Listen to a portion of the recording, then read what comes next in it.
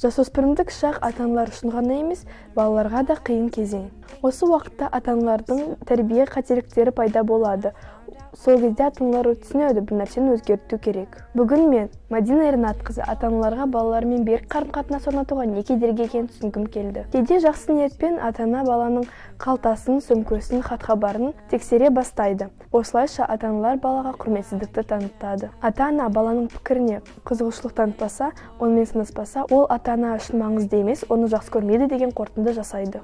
Ата-аналар көбінесе балалар оқиғаны қажетсіз сахналап жатыр деп ойлайды. Егер бала жақын адамдарынан қолдау алмаса, ол өзін қажетсіз деп сезінетін болады.